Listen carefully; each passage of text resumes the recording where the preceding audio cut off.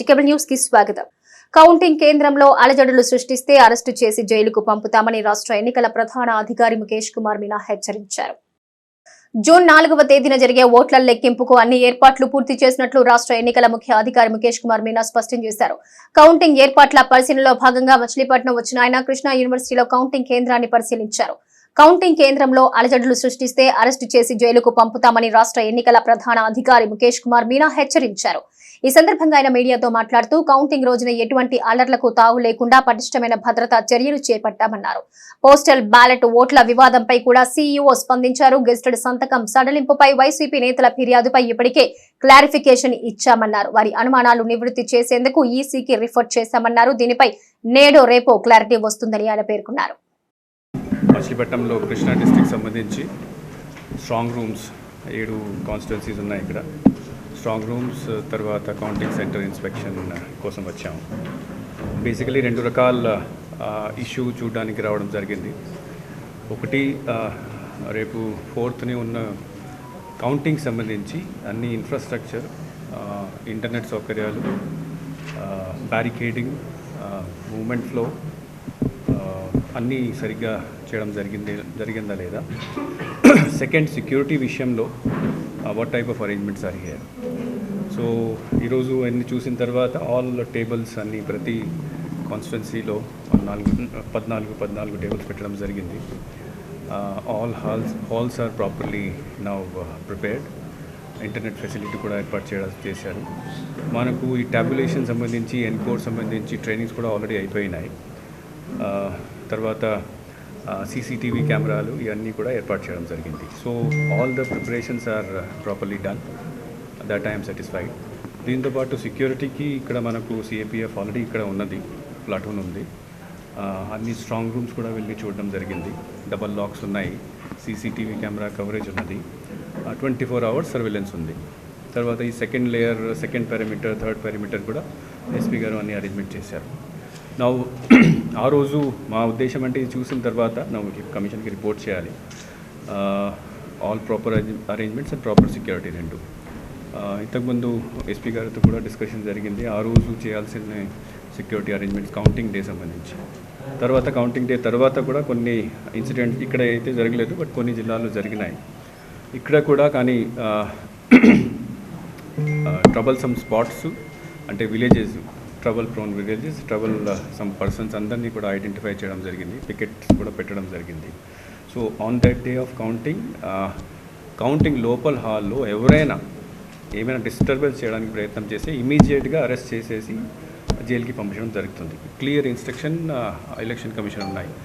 This disturbance will not be tolerated from anybody, any agent, any candidate. If they try to do anything which is against the norms of commission, you will be immediately sent out of this counting center. Second issue, బయట కూడా already SP గారు అంతా arrangement చేశారు. బయట కూడా ఆ రోజు పూర్తిగా 144 సెక్షన్ ఉంటుంది, అంటే around this counting area. Plus ఆ రోజు ఎవరు కూడా ఈ ప్రొసెషన్, ఈ సెలబ్రేషన్ ఏం చేయకూడదు. ఆల్రెడీ కలెక్టర్ గారు కూడా ఇన్స్ట్రక్షన్ ఇవ్వడం జరిగింది. డ్రై డే ఉంటుంది పూర్తిగా. మనము we have to regulate all the activities on the day of counting and afterwards also పూర్తిగా నిఘా పెట్టుకోవాలి. క్షయ వ్యాధిని అరికట్టడానికి అడల్ట్ బీసీజీ వ్యాక్సిన్ ఎంతో దోహదపడుతుందని కృత్తిమేను మండల సిపిహెచ్సి వైద్యులు డాక్టర్ సాయి సందీప్ తెలియజేశారు. 2025 నాటికి భారతదేశంలో సంపూర్ణ క్షయ వ్యాధిని సంపూర్ణంగా నివారించాలనే సంకల్పనతో కేంద్ర ప్రభుత్వం అడల్ట్ బీసీజీ టీబీ వ్యాక్సినేషన్ కార్యక్రమాన్ని చేపట్టారు. అందులో భాగంగా ముందస్తు వ్యాక్సినేషన్ కార్యక్రమాన్ని చేపట్టారు. ఈ కార్యక్రమంలో భాగంగా కృత్తివెన్ను మండలం గుడిదిబ్బ గ్రామాల్లోని ఎస్టీ కాలనీలో వ్యాక్సిన్ ను నిర్వహించారు. ఈ సందర్భంగా కృత్తివెన్ను పీహెచ్సి వైద్యులు సాయి సందీప్ మాట్లాడుతూ కృత్తివెన్ను పీహెచ్సి పరిధిలోని ప్రతి గ్రామంలో ప్రతి గురువారం ఈ అడల్ట్ బీసీజీ టీబీ వ్యాక్సినేషన్ కార్యక్రమం నిర్వహిస్తున్నట్లు ఆయన తెలిపారు. గత 5 ఏళ్లలో టీబీ వచ్చి తగ్గిన వాళ్లు, షుగర్ వ్యాధిగ్రస్తులకు, 60 సంవత్సరాలు నిండిన వృద్ధులకు, ధూమపానం అతిగా సేవించే వారికి, షుగర్ వ్యాధిగ్రస్తులు, BMI 18 కంటే తక్కువ ఉన్నవాళ్లు, టీబీ పేషెంట్స్ దగ్గరగా ఉండేవాళ్లు ఈ వ్యాక్సిన్ వేస్తున్నామన్నారు. గర్భిణులు, పాలిచ్చే తల్లులు, HIV, కిడ్నీ లేదా లివర్ ట్రాన్స్ప్లాంటేషన్ చేయించుకుని మందులు వాడే వాళ్లకు ఈ వ్యాక్సిన్ వేయరాదని వైద్యులు సాయి సందీప్ తెలిపారు. ఈ వ్యాక్సినేషన్ కార్యక్రమంలో health supervisor MD Inayatullah, STS Shivakumar, supervisor ఈ మేరమ్మ, కృతివెన్ను, ఏఎన్ఎంలు, స్టాఫ్ నర్సులు, ఆశా వర్కర్లు తదితరులు పాల్గొన్నారు. కేంద్ర ప్రభుత్వం వారి ఆదేశాల మేరకు టీబీ నిర్మూలనలో భాగంగా టీబీ కేసులు పెరుగుతున్నందున ఒక 6 కేటగిరీస్కి సంబంధించిన వాళ్ళల్లో టీబీ కేసులు ఎక్కువ నమోదవుతున్నందువల్ల 6 కేటగిరీల వాళ్ళకి టీబీ వ్యాక్సిన్ అనేది అందించడం జరుగుతుంది. ఇది బిగినింది ఆల్రెడీ 2 గురువారాలు, వారానికి ఒకసారి ప్రతి గురువారం ఈ వ్యాక్సినేషన్ అనేది జరుగుతుంది. ఆల్రెడీ 2 వారాల నుంచి జరుగుతుంది. ఇది 3వ గురువారం. ఈ 6 కేటగిరీలు వచ్చేసరికి 60 సంవత్సరాలు పైబడిన వాళ్ళు, షుగర్ ఉన్న వాళ్ళు, ఇదివరకు టీబీ వచ్చి తగ్గిన వాళ్ళ ఇంట్లో వాళ్ళు, అలాగే సిగరెట్టు, బీడీ, చుట్ట తాగేవాళ్ళు, బరువు తక్కువ ఉండి బిఎంఐ 18 కంటే తక్కువ ఉన్న వాళ్ళందరూ కూడా ఎవరైతే ఈ 6 కేటగిరీల కింద ఉంటారో వాళ్ళు తప్పనిసరిగా ఈ టీబీకి సంబంధించిన టీకా వేసుకోవాల్సిందిగా అందరినీ కోరుకుంటున్నాము. అలాగే గర్భవతులు, బాలింతలు, క్యాన్సరు, హెచ్ఐవి పేషెంట్లు, ఈ ఇమ్యూనిటీ తక్కువ ఉన్న వాళ్ళు ఎవరైనా ఉంటే వాళ్ళకి ఈ టీకా వేయకూడదు. అలాగే ఈ సచివాలయం కింద 5 గ్రామాలు ఉంటే ఇప్పటికీ వారానికి ఒక గ్రామం లెక్కన ఇది 3వ గ్రామంలో వ్యాక్సినేషన్ అనేది జరుగుతూ ఉంది. అందరూ ఈ అవకాశాన్ని టీబీ నుంచి విముక్తి చెందాల్సిందిగా కోరుకుంటున్నాను. అలాగే కేంద్ర ప్రభుత్వం వారు ఐసీఎంఆర్ ప్రాజెక్ట్ కింద మొన్న జలుబు, దగ్గు, ఆయాసం, జ్వరము, ఈ టీబీ లక్షణాలు ఏవైతే ఉన్నాయో వాళ్ళందరికీ కూడా ఇంటి దగ్గరికే వచ్చి గ్రామంలో ఎక్స్రేస్ తీయటం అనే కార్యక్రమం మొన్న జరిగిందండి. ఆ ఎక్స్రేస్ తీసి ఆ ఎక్స్రేస్లో పాజిటివ్ వచ్చిన కేసెస్ అందరికీ కూడా ఈ టీబీ ట్రీట్మెంట్ అనేది స్టార్ట్ చేయడం జరిగింది. అది ఎవ్రీ 3 మంత్స్కి ఒకసారి ఇలా ఈ సిమ్టమాటిక్స్ అందరికీ ఎక్స్రే తీయటం అనేది జరుగుతుంది. మన దగ్గర ఈ కృతివెన్ను సచివాలయం కింద ఈ 7 టీబీ కేసెస్ అనేది ఆ ఎక్స్రేస్లో మనం ఫైండ్ అవుట్ చేయడం జరిగింది. ఆ 7 మందికి కూడా మనం ట్రీట్మెంట్ అనేది స్టార్ట్ చేసి ఫాలోఅప్లో ఉన్నాం. మెడిసిన్స్ కానీ అన్నీ ఎక్కడ ఇబ్బంది లేకుండా అందరికీ మెడిసిన్స్ అనేది సప్లై చేయడం జరుగుతుంది. కొంతమందికి మామూలుగా అయితే ట్రీట్మెంట్ అయితే 6 మంత్స్ అండి. కొంతమందికి రెగ్యులర్గా వాడే మెడిసిన్స్ రెసిస్టెన్స్ ఉండటం వల్ల, లేకపోతే మల్టీ ఎండిఆర్ టీబీ అని ఉంటుందండి, అట్లాంటివి బయటపడినప్పుడు 9 నెలలు కానీ 12 నెలలు కానీ, కొంతమందికి 18 నెలల వరకు కూడా వాడుకోవాల్సిన పరిస్థితి అనేది ఉంటుంది. అసాంఘిక కార్యకలాపాల నివారణ లక్ష్యంగా మచిలీపట్నంలోని పలు లాడ్జ్లను జిల్లా ఎస్పీ అద్నాన్ నయీం అస్మీ తనిఖీ చేశారు.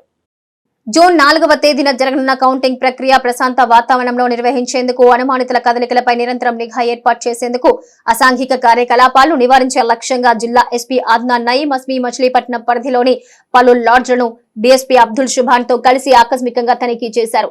ఆకస్మికంగా లాడ్జ్ను తనిఖీ చేసి లాడ్జ్ నిర్వాహకులకు, యజమానులకు పలు హెచ్చరికలు జారీ చేశారు. ఎవరైనా లాడ్జ్ రూమ్ కావాలని వస్తే పూర్తి సమాచారం సేకరించి నియమ నిబంధనలు అతిక్రమిస్తే చట్ట ప్రకారం కఠిన చర్యలు తప్పవని, సరైన ఐడి ప్రూఫ్లు లేకుండా ఏ ఒక్కరికి గదులు అద్దెకు ఇవ్వొద్దని లాడ్జ్ యజమానులకు ఆదేశాలు జారీ చేశారు.